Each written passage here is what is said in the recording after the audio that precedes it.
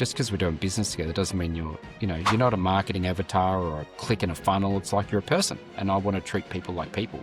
And I think we forget that in marketing. Welcome to the Find Your Influence podcast with Anton Guinea, where we unpack all things influence and we help leaders particularly find their influence by talking to amazing humans and finding out what influence means to them, who they've been influenced by and who they have influenced. And this podcast episode, proudly sponsored by the Guinea Group of companies. The Guinea Group helps leaders upgrade, upskill, uplift their teams and their influence. Welcome to all of our guests and all of our listeners. All of our viewers and listeners. We've got an amazing human today, the one and only build your own business brand and profile builder based in Melbourne. Founder and CEO of Social Star, established 2013. Love seeing people that have been in business more than 10 years. There you go. That's my little measure, Andrew, just about how people are good at their trade, because if you can stay in business 10 years, man, you've done something right. Founder of Campus Life, also a skills bridge initiative for marketing students and business founders. That's a good idea. It's my social enterprise. Yep. Social enterprise. Is that what we call your sandpit outside of work, like being a little plane and just have some fun with and make a difference on the planet? I think it's more, I've been teaching university 15 years and I'm like, students doing it tough, particularly international students, particularly now. So it's almost impossible for a lot of them to get a job. So we train them so they can get their first job. And we do it for, it's free for them. All our training programs are free for the students, and we just charge our clients a nominal cost, and that covers our expenses. So, yeah, that's our give back. Yeah. Good on you. Give back to the planet and give back to other humans. Impressive. Love it. Big heart. Love people with big hearts. You have done too much in life for me to sum this up in a very short amount of time. But the one thing of interest is that you and I have a very, very similar degree that we did business, Bachelor of Business. Yeah. You're at RMIT. I was at a little place called CQU. You've done a grad cert in management. I've done a grad cert in research, would you believe? Oh, there you go. You've done a Master of Entrepreneurship, which sounds just extremely interesting, which I haven't even looked at. So, and I've got all your stuff, but I think what might be better, because you're probably more of an expert in your stuff than I am, would you mind talking me through the Andrew Ford backstory, pretty please, mate? Sure. Thanks for inviting me on the podcast, by the way. I looked at your profile and I was very impressed, and I'm like, this guy knows what he's doing. So kudos to you. Stop it. Thank you. And so my backstory, which, we'll probably delve into conversation, but essentially I learned everything from my grandfather, because I worked for him for the first 9 years of my life in a tiny little business he started after the war. And all I ever wanted to do was work in the family business.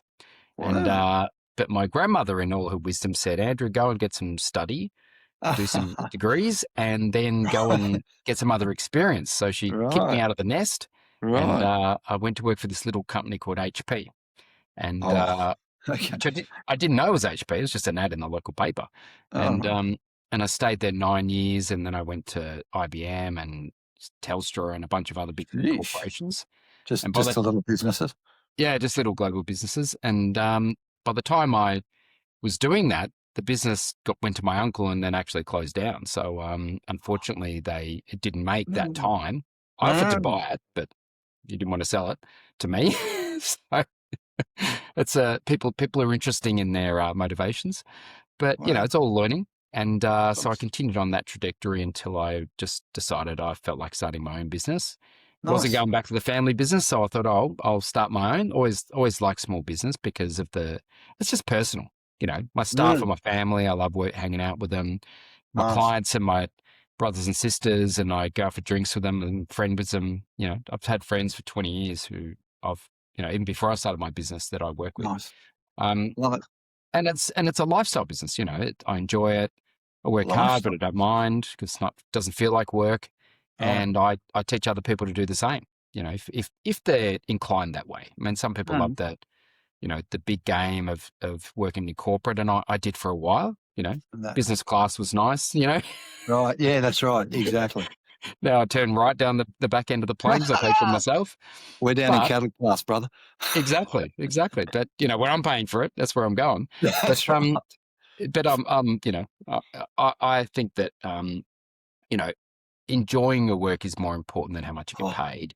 right. And, I can just do kind of whatever I want when I want with who I Mm. want, have choice and freedom. And for those who like freedom the most, then we coach them to get out of corporate and start a business. That's one of Oh, the businesses. nice. And then the other one is we do marketing for professional services companies. So anyone who's Nice. selling intellectual property like yourself. So you're selling, Nice. you know, your skills in leadership and so forth. And so we work with those people to help them do stuff like build your personal brand, which you've done Nice. superbly. So, yeah. Thank you. Mate, that's a great story. So you obviously listen to grandma, not granddad, which is good. They both have their skills. Of course, of course, of course, of course. Yeah. Um, Gee, what did you just before we get on to influence and the stuff that there's a bit of prep work too. We sent you through the Q&A. Thank you Read for that. probably Yeah. reading that. Given that you sound like a procedure and process sort of person, so I'm guessing you had to read. Some people don't. We send it and they go, "Oh yeah, there was an attachment." Oh yeah, that's okay. No, good. So we just wing it. Preparation. Yeah. Yeah, we're all different, mate. Eh? Yeah, exactly. What did you learn from working at like HP and Telstra and these big players? What's Yeah. I learned a few things. One is that to get ahead in those sort of companies, networking is the key. So it's who you know, not what you know. And I'm a very extroverted person, like 90th percentile in the extroversion. So uh as soon as I joined HP, I was in the gym. I joined the ski club. I was in Oh, the right. triathlon squad. I did Hold you on, know, hold on, hold on, hold on, hold on, hold on. Did I hear triathlon? yeah, triathlon. Stop it. What distance? Oh no, just Olympic distance, just small corporate Just distances. Olympics good. What was your Yeah. best time? Oh God, I can't remember. That was a long time ago now. Oh, But Andrew Ford, we, this is the, the serious, man. This is the the best serious stuff. the best thing was that they had a marquee at the end, so they had a chef and a unlimited drink budget. So that was the Stop. motivation. Yeah, we had the Victorian Institute of Sport triathlon coach as our coach. So this is the bad old days when corporates had money, right? This is we had a The gym bad in old our days. building, And free they didn't personal mind how they training. spend. Yeah, Yeah, right. we had a ski team, as I said. We formed our own social club because the official one was boring. But the thing is, I met people in the gym who I wouldn't have met through business, and I met people. I got an overseas gig, and I travelled, and I met people, and I could have Yeah. travelled all over the world if I'd prepared to move out of Australia, but I had kids. But Wow. if I moved to the US, you can rise really fast. But in Australia, we're the 2% of the world, right? So Mm. we do the best we can. But Ah. and this is before 2000, so it was before you could do all the meetings online. So now you can be a global manager in Byron if you want to live in. But Mm. but back then you had to be in location, so you had to move. You had to move to Wow. Wow. Cupertino or you know Palo Alto or something. Sheesh. Around the world. Yeah. So, but the other thing I learned was one is networking is really important and you can get ahead. Number two is I never forget the day when I decided that I couldn't stay in corporate forever. And it took me a long time to leave, but I remember seeing this guy come in and I was about, I don't know, 35, fresh, motivated company man, loved the brand. And I saw this guy come in, he was about 60 not out, and he just looked defeated and he was rocking into his grey cubicle and, toughing out life. I don't know what happened. I didn't know him, but I just remember thinking, man, I want to be that guy. Where he obviously hates what he's doing and he's not enjoying himself at all, but he's still plowing the hours. And I go, God, that's awful. Like I don't want to ever be like that. I want to make sure that I enjoy what I do because it keeps you young and fresh.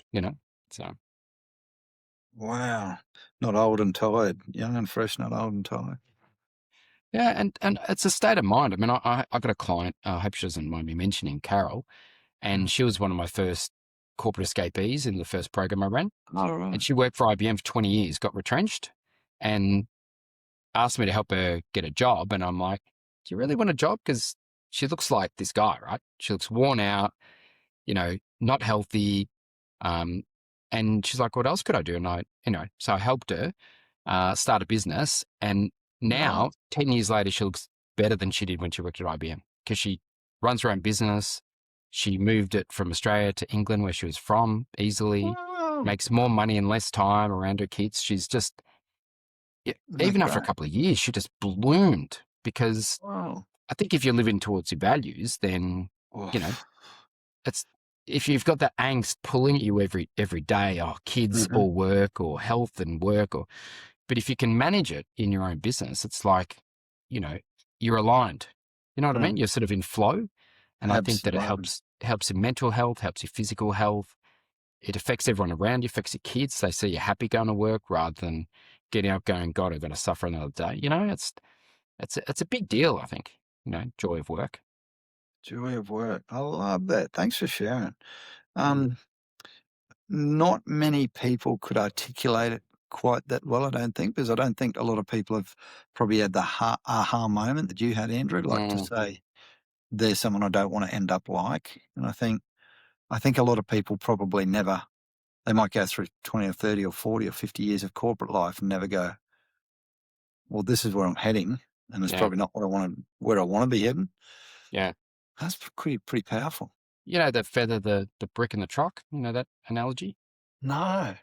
So you're going through life and the universe gives you a signal and it gives you a little tickle with a feather and you're like, oh yeah, no, I'll do that. I'll do that later. I'll keep going. And then a brick in the head and you're like, and you go, no, I'll keep going. And then the truck runs you off the road, right? Yeah, That's I get it. that's called cancer, Oh, and right. I've worked with, I can't tell you how many people I've worked with who have had a major health challenge and come back and gone, I'm going to change my life and do what I really want to do now because life's short.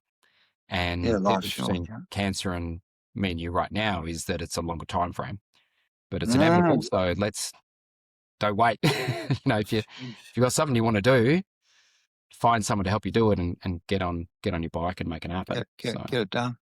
yeah. On your bike, triathlon. Good analogy. Exactly. Get the cleats on. Don't fall over like I did once. Oh, stop it. That's right. Oh, don't Stopped worry. at the lights. Brand new cleats, but they're sticky. We've all done that. That's We've right. all done that. Someone said, how long have you been riding? Oh, only 10 years. Yes, exactly. There's a line on the ground. Got the training wheels. That's right. Exactly. Oh, that's a great story, life short. I was only talking to someone today, Andrew, about mortality motivation. They lost a loved one, and that was their moment of realization that it can all be over pretty quickly. And I thought, oh, what? It is very powerful. And I heard that term from Stephen Bartlett, the Diary of the CEO. Ah, yes. He's blown up, hasn't he? Yeah. Oh, hasn't he blown up? He's and rightly so. Oh, yeah. Amazing content. I love the dude. Dan Priestley's on there a lot. He's a nice, good Aussie boy. I've heard that name. Yeah. I used to work with him. Oh, there you go. Yeah, I ran the Melbourne branch of Dent for a year. Yeah, but right. I was when he first came to Australia to launch his program, he sought me out because I was running entrepreneur events, and so I helped him get started in Melbourne and Glenn Carlson, and then and then he moved. Dan was in London and Glenn was here, and they've still got a great program. Keep Hurst, of course. Shout out to them. I think I've been to one of the Den workshops. Oh, I'm sure you have. Yeah. Everyone in Australia has been to one of them. That's right. Been to one of them. That's right. Another guy to check out is the bucket list guy, Trav Bell, and so he does a lot of this. Don't wait till it's create a bucket list is not just a fun list of things to do. It's a way to live your life. Rather than your to-do list. So he's a champion. I did his speaker course, maybe 10 years ago. And funnily enough, I was at Metallica on Saturday night and I bumped into him. Stop it. This Saturday night just gone. Yeah, just 2 days ago. It. Yeah, I was just down there getting my sister in and he walked in and I'm like, because he lives in Bali now. And I'm like, Trav. So he's a legend. He's a legend. What was his name? Pretty close? Trav Bell. Trev. Yeah, Travis. Trav Bell. If you Google the bucket list guy, you'll definitely find him. I know that's your last question of who to get on the podcast. He's one of them. That's right. Yeah, exactly. Well, good work. You've done your research. That'll be the last question. That's right. The next person I should get on. Well, it was coming up. I might as well mention it. Yeah, that's right. And then when we get there, I'll say, "Oh, thanks for the tip before." That's right. Um, no, I love it. Yeah, life shorts. I've had a bad workplace incident, so I know that it can all be sort of Mm. taken pretty quickly. And Yeah, I you know, read that. Are you okay now? Is it permanent or was it like a God, no permanency. sliding door thing, like lucky? Yeah.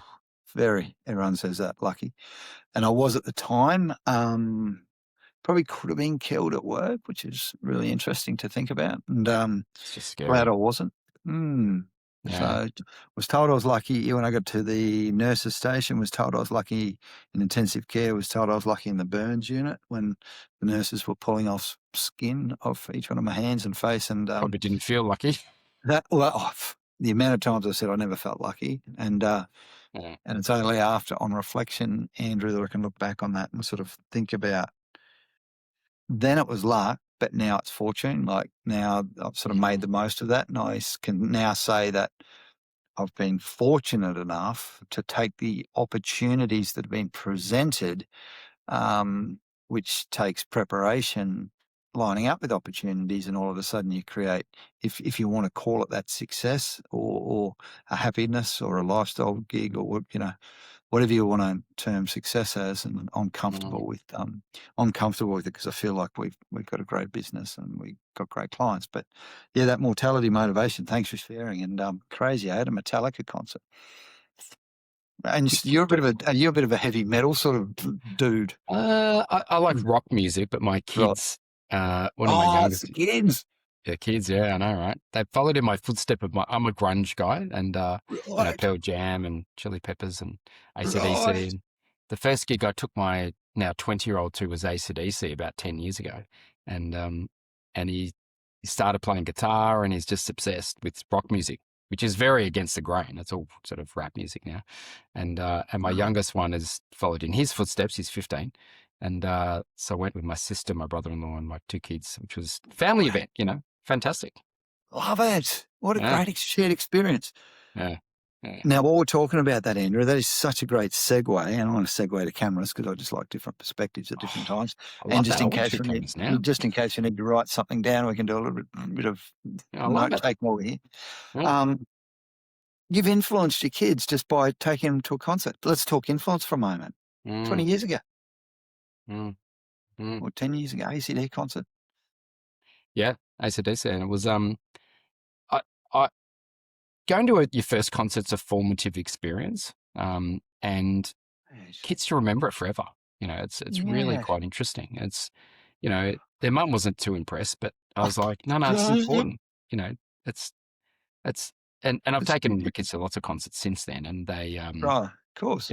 they remember them all, and it's really interesting because it gives them an experience. There's no phones. There's no you're in the moment.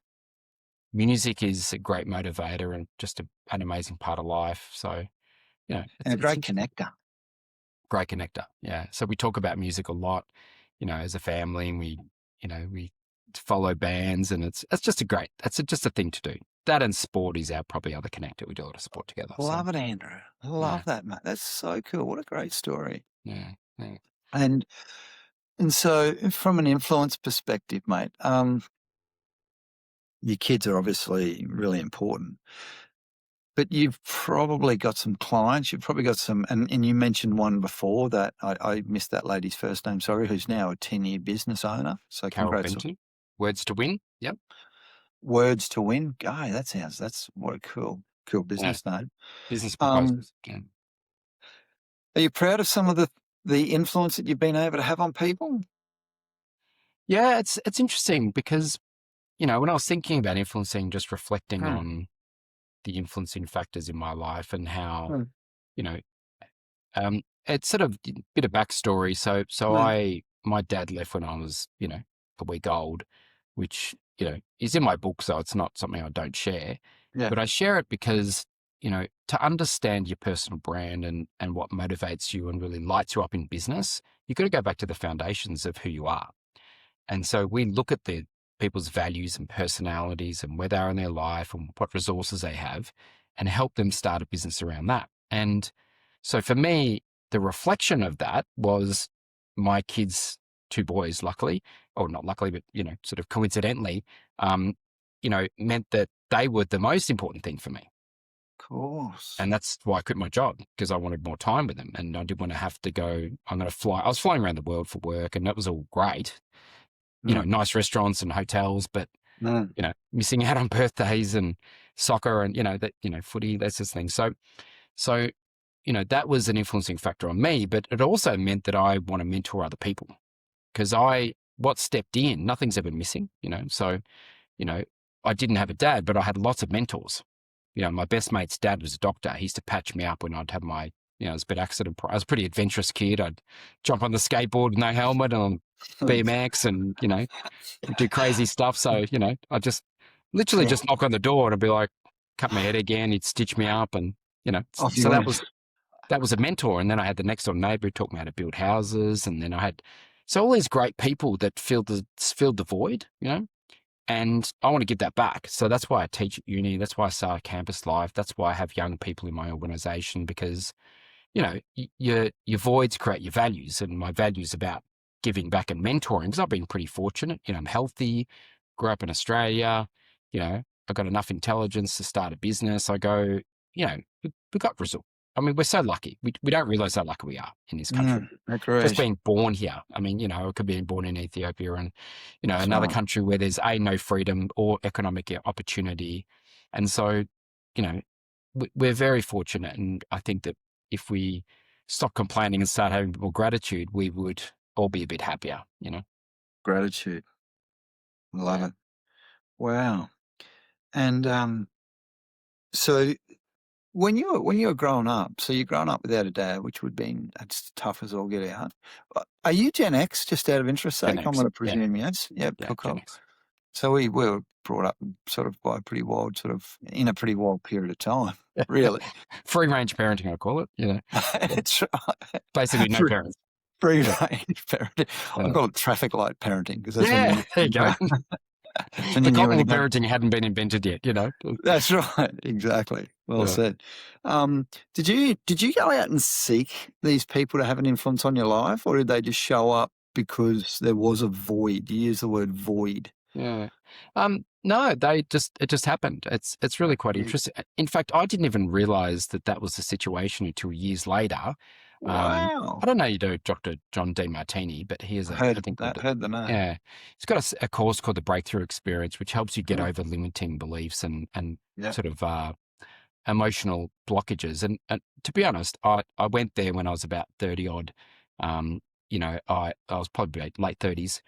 I'd just been divorced and I was like a bit lost, and I'm like, man, I've got to Right. get over this dad issue. And my mum wasn't there either because she was a hippie and just doing her own thing. Okay. So I was sort of this lack of parenting. And Yeah. and what he does is he helps you see who fills the space and appreciate the value of what happened. And I was like, oh my God, there's this person and my grandfather and this. And I had all of these amazing people step Wow. into my life, and I just didn't appreciate it. But then I appreciate it. I'm like, well, that was better than my dad being there, because, I mean, another side story is I found out I've got another brother and sister, one in England and one in Canada. And I just went over to Canada for the wedding and met them both for the first time in May this year. And they told me about our dad and, his limitation and challenges of being a dad. And I go, wow, I'm so grateful I got these other guys who were amazingly supportive in their various ways. And that combination was perfect for me for what I needed. And so, it's sort of interesting how things work out. And if Steve Jobs said, famously, you look back and you can see how the dots align, but when you're there, I was full of teenage angst, which is why I love grunge music, because it's all about, I'm angry. But, I sort of, I had that realization, and that's the depths of examining your life where you get the most gold. The deeper you dig, the more gold you find, right? And so, having a divorce and a midlife crisis basically goes, and I changed everything. I quit my job, started my business. I, obviously changed my relationship, but I've got a great relationship with my ex-wife now. We get along well. I'm talking to her every day. I'm coaching her to start a business right now. No. She's doing my program. Good on you. Yeah. Good And so, you. well, because we both focus on the kids, that's the main priority. So we didn't fight because we go, there's no point, right? you know. Yeah, you got a similar goal in life is to see Yeah, these two little humans become the best versions of themselves. correct. Similar values, and that's what drew us together in the first place, but just different personalities. So, Wow. I've got yeah. two boys too. I get it. I Oh, get it. how old are your boys? 27 and 26. Oh, So close together. Wow. Yeah. yes, we're about 16 months apart. And would you believe, I was at Rob Thomas with one of them on Saturday night. Well, Ah, yeah. oh, is Rob Thomas in town? I love Rob Thomas. He's awesome. Great, great guy. Yeah. Oh, and seems like a beautiful human. Yeah. Good Like, human. Yeah. shout out to Rob Thomas. He was just, some of the stories he told, it was about, we're going to make your Saturday night better. We'll never get this Saturday night again. Let's appreciate it, and Yeah. like Gratitude, man. it was nearly like a motivational speech in between songs. And so I was He, really taken by the dude. I just yeah. really taken by him. He And he was, just looks like, we always said that he looks like the boy next door. There's yeah. no fans, nothing fancy. So anyway, and my other son was at an Oasis concert. Oh, yeah. My kids went to Oasis. Yeah. I didn't manage to go, but yeah, it's like, There you go. yeah, it's, So small world, right? Small I world. know. Anyway, Beautiful. and but back to being an influence on them and examining your life in a way that, you can unpack all of the great stuff that's happened, even though at the time you didn't realize it. Mm. And I wonder if some of that you've unpacked and examined, the goal that you've found, is that goal that you can then share? Like, does that help you be a better dad, a better partner? Yeah, 100%. I think it's also, apart from personal relationships, it helps you in your business because, I, I, I don't say I'm a coach, but I can't tell you how many, sessions I've had with my clients who become my friends and help them through personal transformation. Yeah, right. And I think you'd be the same. Like I got one of my long-term clients, he's going through a divorce and that's all we talk about now. We don't even, my team and his team handle the work, but he just calls me for a bit of support and we catch up now and go out and, it's beautiful because, we're all humans. Just because we're doing business together doesn't mean you're not a marketing avatar or a click in a funnel. It's like you're a person and I want to treat people like people. And I think we forget that in marketing. We think that we become cold to the people. And I think that, we write content like, put your marketing hat on and I'll go, just pretend you're talking to your client and give them some help. Put your human hat on. Put human hat on. Yeah. And it's hard to do, but I think it's the winning formula when you just speak as, you would normally speak. So Love that. Mm-hmm. And it's funny you mentioned that, Andrew. It just takes me back to that movie, Collateral Beauty. I remember And that. it's Will Smith. So Will Smith has a really sad thing happen in his life. But at the start of the movie, there's this great. So he runs a branding agency like you. So he's sort of a you in another life. And he said, what we do at marketing is we illuminate brands so that people see something in them that they hadn't seen before. And I thought, you know what? I just love that, illuminating brands. But I think for what you're saying is the person's the brand. You got to illuminate the human as well to a degree. Yeah. And think like well, in the age of AI, when everything can be automated, having a more humanistic brand. Daniel Priestley talks about this, by the way. Is going to be the standout in the future, and I'm already seeing it. For sure. Really? Yeah. In fact, I just did a test. I wrote a blog myself because my team write my blogs. And we have a process. They interview me. They use AI. We rewrite it. It's it's a bit of a process. So I did it myself by myself. It took me 2.5 hours. I thought, just say I used to write all my blogs. I've written 150. Me too. Back in the day. I was on holidays in Thailand, so I had time, and I published it, and it got 5,000-6,000 views and clicks and reshares, and then I did one with AI when I got back, just as a test, and it got like 30 views and no likes, and I was like, because the algorithm knows for a start, but also people know, and so I was like, because I was missing the heart. It was good content, but it was just missing the soul of that you can feel. In fact, one of my my first writing coach, Emily Gower. She's a great person to get on your Yeah. podcast too, Gower. Thank you. I should wrote all those names down. Yeah, I know, right? I can send you a list. And so she used to tell me that, which is a bit of an interesting concept, is when you write something, whether it's typing or with pen, you can feel the energy the author was experiencing at the time. Lovely. I love those things. Everyone I talk to loves them. Yeah, remarkable. Great brand. But she believes that if someone's reading that blog, they can feel this energy transfer of that, and it's this sort of mystical, thing. But I actually believe it. I actually think it works. So yeah, right. So it's like a song. It's like a song. When someone records it, it's not just lovely. Got some reading to do when I get off this, then obviously. Right. Mate, I always say books are energy. They're transference of energy. Yeah, I believe that. There's something in it that we don't quite understand yet about energy transference and how. I mean, you go to a concert, right? And it's an energy from the crowd to the performers, from the performers to the crowd. And you can tell when they're faking it, and you can tell when they're not really meaning it. And how do you know, right? It's an esoteric human thing of we can just understand. Because I could just listen to the CD in my room, but being in the room, the energy of 50,000 people is that's why people go to sporting events. And so, that energy is in everything we do in our business. Like if you're dialing in your business, people can feel it. If you what? Dialing it in, like you're just going through the motions. So your personal energy as a founder will be reflected in your business performance, I believe. So what we do is we want to get you in flow. So we have a process to get you into flow, right? Wow. And because I've worked at this for a long time, it uses lots of other experts' methodologies. I'm standing on the shoulder of giants. You should. But I've put it together to go, if you do all these things, you're more likely to get into flow more often. And when you're in flow, you're the most attractive. That's my kind of branding. Like people, attraction, digital attraction. Because when you're in flow, the content you write and produce, which is subconscious, what you choose to do and how you write, everything is affected by the subconscious. And people feel it, and they're more attracted to your brand rather than if you just like, I just want to make money, I'm just going to chuck it out there.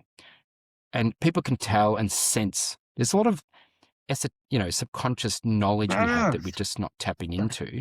And so, it's a little bit esoteric, but it's also logical, in the way, because everything you do, the words you choose, what you direct yourself to is driven by your motivation in the business. If you love your business, people can tell. If you're over it, people can tell as well.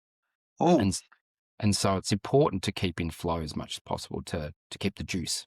Yeah. If you love your business, people can tell. Wonder how many business owners don't know that and think they're bluffing their way through. And you can in certain businesses. If you're transactional, then it doesn't matter so much. But businesses like I go, I was eating a Mexican food brand, let's just say, last night, Saturday night after the concert. And I'm like, no one cares here. The owner doesn't care. The staff don't care. You can just tell if table's dirty, bins are overflowing, and they just stand around talking. I go, care factor. Yeah, care factor was not much. And even though the food was okay, I'm like, the whole experience meant I'm not rushing back, right? That's right. Right. Yeah. And so people can tell that in everything. You go into a business dirty, they don't take care of things, they don't, you can just tell. And so, and staff can tell, do you care about them really or not really? And so, all of these things affect, the performance of the business in the future. Wow. So, and I love that. And in personal services like yours and mine, it's not a dirty table that people walk into. It's maybe a tardy email, or it's a tardy calendar, or it's a tardy, and that's why we've got to have really high standards. Like, like I was late for a minute, and that's really uncool because I'm so big on calendar and time, because I think time is such a precious resource, and we got to value other people's time as much as they do. And I think that is the first sign of someone who cares in personal service? How Yeah. much do you care about someone's time? Yeah. How do you show up? And so, it's, I mean, you came on and you're a minute late. It's like, whatever. But you obviously, you're having some tech issues. That's I just know, life. But you sorry. show up, you're wearing your tie, you're on point, you know what you're doing. Like, you're bringing the energy, I can tell, right? And I go, whereas some people sort of are not, and they're going through the motions. But, Oh, yeah. shit, really? Mm, Just imagine doing your work or my work if you were over. I must say, I don't know that I've come across too many people. There's people that I wouldn't do business with, yeah. just because you got to know, like, and trust humans. Mm, I haven't met the person who's out of love with their business, still trying to sell these services, which yeah. is probably a good thing, because I Yeah. think by the time I'm out of love with this business, which will be, I don't know, decades probably, because I just love humans, and Yeah. really we're Yeah. all in the people business, and you'd Yeah. be the Yeah. same. Um, I feel like, that would be something that you would. There's no way I wouldn't be able to get out of bed in the morning, and to Yeah. show up to. I probably had 8 meetings today, and my first podcast was at 6:30 this morning, and probably 3 or 4 coaching sessions during the day, Yeah. plus a meeting or two, plus supporting the staff, and then finish off with this, and jeepers creepers, if I wasn't committed and passionate, that must be hard for some people. Exactly. It'd be like work. And so, and this the It'd thing be is, like work. it doesn't mean that we don't ever get tired or have bad days. I mean, Oh, that's right. there's seasonality. Roger Hamilton talks about seasonality. There's winters in your business where it's tough. The economy's challenging. Yeah, someone leaves. There's Mm. just times when it's difficult. But it's Mm. like any relationship. A marriage is going to have tough times, and that's the winter, and you push through, and then you come into spring, and then you're Yeah. like, oh, phew, okay, that was just a moment, Yeah. and I'm then back. yeah, I'm back. And so you've got to have the persistence to go through the seasons to get to the outcome, and that's why Wow. you've got to be really committed to your idea, which means it has to tap into your values, your core values. So, and if your business isn't aligned with your core values, as soon as it gets tough, you go, I just earn more money and get a job or do something. Mm. So then someone leaves and wants to trade crypto or something, and it's like, I'm not passionate about it, but and look, if people do that and make money, awesome, no problems at all. All But powerful. but I just know that I've seen a lot of people try and do that, but they're not passionate about it, so they do it for 6 months and then they can't be bothered because they don't love it. Like Nice I said, work. if you want to do something for 10 years, you kind of want to like it, Because small businesses take that long. Like small They do. businesses like ours, they Yeah. take years to get off the ground. Yeah. They Yeah. really do. You got to get that, and unless you meet someone like you and get your branding right early, and if you can do that, maybe you'll get a head start. Because, mind you, when people first start out, they don't know what's out there. They don't even know how to get started, and that's why people like you are important too. Because you don't know what you don't know, and if you Yeah. just try to do it all yourself, which most of us did, because That's we've got right. no cash, by the That's way. Like right. we're all broke business starters and startups. Yeah, exactly. And then, Exactly. oh no, that's too expensive. $100 for that? No, that's too expensive. Yeah, Or yeah. $5,000 for your services to get someone started. It's Yeah. we all learn the hard way, I think, and I think that's where the persistence sort of pays off eventually. Where Yeah. And look, that's why we look at people's resources at the very start and go, do you have time or do you have money? And if you don't have time, money, or contacts, that's a tough road. Don't start a business, right? Because you need one of those things, and okay, so time. So let's bring this back to influence. So yeah. for you, this is really not an influence conversation. This is a question. This is like, can I help you? Do you have time, Money resources, or connections? and connection. And then the other one is the skills required. So, Oh, of course. because I coach a lot of young people and they don't have the skills. So they want to be a consultant, but they don't have the 10,000 hours, right? And so I say, okay, well, you can get that, but you need time and money to get that. The most important of all those four, what do you think is the most important? Well, what I've found to be the most important. Connections. Mate, see? Is that I right? knew I was talking to us. Yeah, that's 100%. Did I get it right? Yeah, 100%. I used to think it was time, and time is limited and time is variable. Time is very variable. Absolutely. And you can get more time by hiring staff. You can get more time Yeah. by outsourcing things, which requires money. But I kid you not, if you've got connections, you can get money, investment. You can get people to help you. You can get Love it. customers. You can get staff. You can get connect. Your network is everything, right? I thought you were going to say your network is your net worth. Yeah, well, that's the famous comment, right? Who said that originally? I don't know who said that, I but don't know. it's a Shout great out line, to mate. whoever. Oh, Yeah. mate, here's a line that I sometimes say, and I don't think it's 100% accurate, but it's close enough. I said I built a 7-figure business without doing any paid advertising by talking to people and hustling enough to have enough conversations that eventually people sort of either got sick of talking to me, so they bought my stuff, or, or eventually they genuinely wanted to come and work with me because I spoke to them enough that they got to know, like, and trust me. So, Yeah. Well, and after now, 20 years, you got a brand, right? mate, look, thank you, and it's really special hearing that from a branding person. So I really value that feedback, because you sort of don't know. You just get into the grind and you go, "Is this all this stuff right?" I don't know Yeah. whether I'm doing it right or not. I just know that I have created this life, and it's nice to hear that. Thank you. Yeah.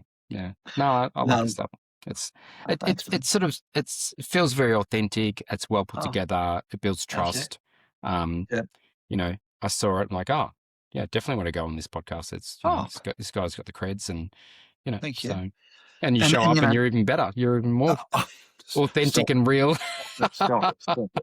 And it's funny. Now, how did we meet? I asked for introductions. Here's some gold, Andrew, that I learnt off a great business coach called JT Fox. Shout out to JT Fox. Yeah. Don't ask for referrals. Ask for introductions. Yeah, And perfect. I was like, holy shit! Like, we're at 50 episodes. You're 50 something. Yeah. The amount of humans that I've connected with, Andrew, that now know what we do, even though I try to focus on our guests and try to Yeah. promote and push you forward. At the end of the day, you'll get an email after this. Hey, here's our capability statement. Do you know anyone else that might want to do some leadership coaching or training? And Nice. maybe it's work we could do with you. Maybe there's even a collaboration. Like, who knows where this leads? 50 conversations, all from podcast guest. Who do you think I should get on next? And like, we would have, Deb, what would we have? 20, 30 Oh, you have a names? massive list. At least. At least 30, Deb saying, at least 30 humans that are still on the list. Yeah. That's what I say to my when people are teaching them how to do sales. I'm like, don't ask for a deal, ask for advice on your product. And if you ask for advice, you might get a deal. If you ask for a deal, you get advice. Right. And so, because it's because that's just genuine. Hey mate, I've got this new product I want to launch. What do you reckon? This is how I'm going to pitch it. This is the pricing. And they might go, hey, I'm interested in that. Or they might go, I know someone. But if you seek, people love giving advice because it's respect, right? And so it's just a great way to talk to people because it's non-confrontational and people love it. Yeah. If you're listening out there, I think we are 49 minutes in, and thank you if you are a listener or a viewer. You have just got, if you're a small business person, I think that is gold. And massive thank you to Andrew Ford for sharing that. That is probably some of the best advice I've heard forever, mate. So you just change. I hope that changes a life out there. That's a big deal. Don't ask for saying. I think you would do that organically. It's just your way. You seem like that. So you're too kind. Thank you. I don't, because I'm too salesy. I'm just like buying my stuff. Yeah. So I've got to. Your podcast is testament to that. Like, ask for a referral. Ask for a guest. And look, we all it depends where you're in the sales funnel. We teach selling, and we have a sales methodology that we've created, and it's about not selling. It's about helping. And so you drop a breadcrumb, they pick it up, you go to the next phase. But it's about providing value. And I mean, the more value you create, the more they're going to want to buy. So, and you don't have to push them. I say you don't, you allow them to buy, you don't sell. Because that's what people want, right? They want to buy stuff, but they feel confronted when you're trying to sell them stuff. So, You just lead them down the path and go, I know you want something. So that's sales, but it's just a better way to do it in our industry, at least for professional services. So yeah. Andrew Ford, top of the class. Best ever, mate. Mutual respect, because like what you're saying is, and I've heard this somewhere before too, and it's just really sunk again. Thank you for the great advice. We're not selling, we're serving. Yes, 100%. Yeah. It's like, how can I help? Yeah. Not what That, can I that goes back make? to Tony Robbins and probably before him, That's, the, that's the gurus familiar. have been talking about this for a long, long time. It's just hard to do. Mm. When your back's up against it and you need to get deals through the door to pay the school fees and the No, mortgage, no. it's tough. But the energy you create with desperation won't get you the deal. It just won't. So That's right. you got to double down and try and help more people. And it's counterintuitive, but it's also logical. And if you think about the other side of the table, which is what do they want to do? So yeah.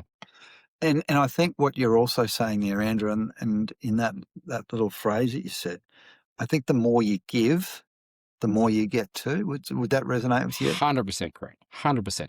I say to people, if you need a deal, go help 10 people for free, because what'll happen is one of those will become a paid client for sure. But if you go and try and have 10 sales conversations, it generally doesn't result in anything. So correct.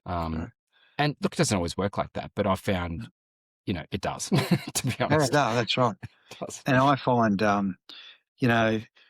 we buy these to give them away. So at the end of this session, you'll get an email to say, if you provide us your postal address, we'll send you a free copy of our latest book. Good.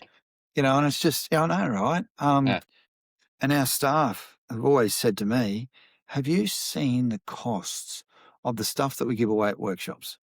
Deb's laughing now because she's got to pay all the bills.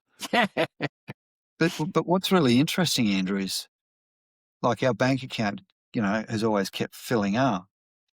And I always say, we can't give enough stuff away. Like you literally can't, because it comes back more than you give. 100%. 100%. You just never know. You never know where it ends up. I had a guy contact me from New South Wales, and he was running like a organization, like a not-for-profit kind of thing. Right. And he goes, I go, how'd you hear about me? He goes, I was in a cafe and your book was on the table, and I just picked it up and started reading it. And I was like, I wonder who left it there. I don't know. Like, isn't it curious, right? He was a client for about 2 years. And how good's the universe, though, for putting that in front of a prospective client? Thank you to the universe. Exactly. Go to the universe. Exactly. Yeah, 100%. But if you're stingy with giving away your books, then that's not going to happen, right? So, yeah. That's right. And the other thing, Andrew, is too, like, I'm not, if someone, like, I'm an easy sell a lot of the time, because I realize that if I want people to buy my stuff, I've got to buy their stuff. Yes. And so I do probably spend more than I should on, like, whether it's consulting or coaching or books or whatever. But I'm okay with it once again, because obviously we don't spend more than we earn. You'll go like that. I've just seen the consistency in people who invest in things like that. Well, invest in themselves, really. Of course. That's what it is. It just produces dividends all the time. Absolutely. 100%. Yeah. Mate, holy macaroni. And then, that invest in yourself, and the return is the more you learn, the more you earn, because the more you can give 100%. and share with others. Yeah. It's interesting with some people just don't share that mindset, and they've got a scarcity mindset, and I think that, if you have a mindset of there's plenty of clients for everybody. There's always money circulating the economy. It's just, and if you're not getting it, you're probably out of flow or out of touch, and you don't know what customers want. You're trying to sell what you want to sell, not what people want to buy, so. Yeah. You heard it first here. Thank you, Andrew Ford, the branding guru. How much value we got. Like, just so grateful to Andrew today for sharing. Team, you, in some ways, we've probably done more than influence. You've sort of got a business masterclass today in 45 or 50 minutes. So can't thank Andrew enough for being so open-hearted and open with advice to business owners out there. You can find Andrew at Social Star. So, Andrew, very quickly, two last questions. One you know is coming, but what's your leadership mantra before we get to the very last? What's the quote? Yeah, I think it was from my grandfather, which is lead by example. So, I'm the first in the office, I'm the last to leave. If a client needs, I don't sell anything I haven't done myself. So I won't tell you to write a book unless I've written a book. I won't tell you to use a funnel if I haven't used a funnel. I walk the path. And I think that that's important because people know that there's an authenticity to go, I actually know how to do this because I've actually done it. I don't want a marathon coach who hasn't run a marathon, for instance. I've read about it. Apparently it's hard, I want to feel the pain, the burn. It's a bit like triathlon. 100%. So lead by example is probably the best mantra. I love it. Now, Andrew Ford, because I have taken diligent notes, 5 pages actually, on my remarkable. I'm going to help you with the last question. So you said Trev Bell from Bucket List. Yeah, Bucket List guy. Are you connected to Trev, or is that sort of? Yeah. Would you mind? Pretty close? I'll introduce you. Yeah, for sure. Yeah. Thank you. Dan Priestley. Dan Priestley, yeah. And I don't know how much is too much to ask, though. Emily Gower, if you're happy to. Yeah, Emily can. Yeah, for sure. Yeah, I was talking to her the other day. We actually connected on the mini boss. I did this. It's 5 to 15-year-old entrepreneurs pitching for money. So we donate the funds and we're pitch judges. And there's literally 6-year-olds writing books about mental health for kids. And I'm like, how cool is that? So she came along because she's a writer, and she's now helping the kids with their writing coaching. And she's a big-hearted person, so she'd be great on this podcast. Yeah, for sure. Wow. Yeah, Thank you so very much, Andrew Ford. You have been, and to value your time, because we said 4 till 5. Are you in Queensland or are you on daylight savings time? I'm in daylight savings in lovely Melbourne. Melbourne, where it's raining and about 15 degrees. So it's a great time to be in the office. Yeah. And you had the 70.3 there yesterday from a triathlon perspective. You had a half Ironman. And all reports were that conditions were terrible. Yeah. It was raining and it's been pretty tough down here, but pretty it's hectic.